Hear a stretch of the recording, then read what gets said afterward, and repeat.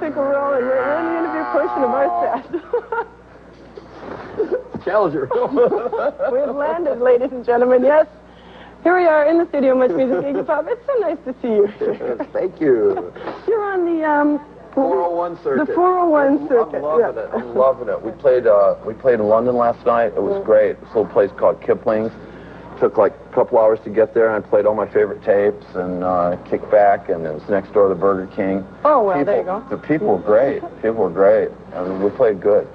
Well, how different is it? Because last time I saw you, you were opening with the Pretenders. Now, that must be a whole different thing to take that big show and then put it and be really intimate about it. I'd rather be where we are now. Yeah. You know, I did that like just to get seen, really, you know, so everybody would see, oh, hey, I think he's all right, you know, check him out. You thought you had to do that? I mean, I thought everybody thought you were all right already. Well, you never know, you know.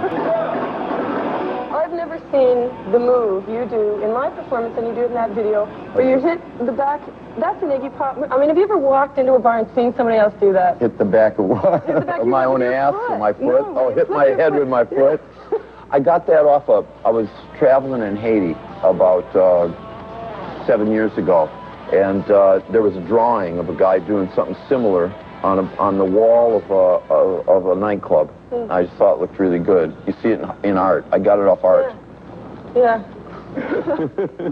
Okay. Yeah. Now, while everyone else was watching the video, we were talking about dance, because when I see you perform, you are a natural dancer. Now, do you study that? Do you work? No, I just like to sort of move around, but I can't even waltz. I mean, I couldn't ask you to dance. I couldn't slow dance. No, I can't. I couldn't slow dance when I was in school. I used to step on the girl. I dropped a girl once when they had, you know, you're supposed to do this. I dropped her. I was so embarrassed. She was fine, too. Yeah. Yeah. Mary Jane LaFay. Oh, dear. Oh, well. There you go. You know, I was reading somewhere where you said once to somebody that you like to spend a little bit of every day, an hour or two every day, being a little off balance. Now, how do you go about creating that for yourself? I was talking about just doing stuff that you're not acclimated to normally doing, and trying to just learn about something like if I go out and hang out with my parents, for instance, like they're much older people and they live in northern Michigan in an environment that has nothing to do with how I live my life. So if I go there, wham, I got to relate to hunters and fishermen, and I've got to slow way down, and I got to look at another way of life, and get along with the trees and stuff. So stuff like that, or like acting is a stretch.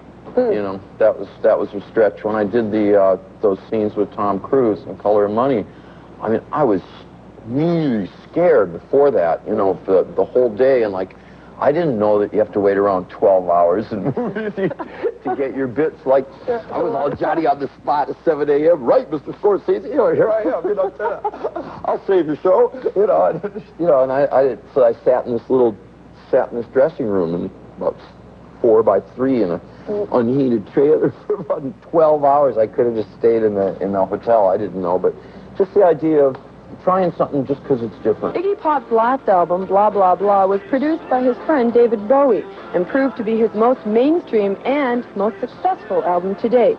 His new album, Instinct, is more of a return to Stooges days and includes an ex-Sex Pistol, Steve Jones, on guitar. It all existed live first. Everything on this album has a live track that exists where 5 people played music at once in the same room at the same time. Because that's what's missing right now in music. There's not much of that going around.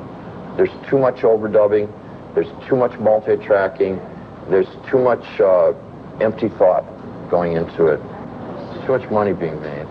Is it because it was a dangerous thing? I mean, 20 years ago, getting into rock and roll, now it's a career option. Yeah, I know.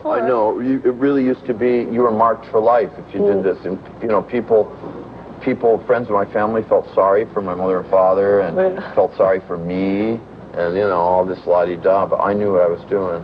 You know, I didn't ever think of it. I just knew it was right to do. I didn't think oh, and of course I'll make money with this, or of course I'll make albums. I just thought, I want to make albums. That's all I care, you know, because you're alive. I mean, money, you can always get that, and girls, you can always get those, but you're only alive once, and when you're dead, so you might as well do something with time that you can hold your head up about. That's kind of like my philosophy.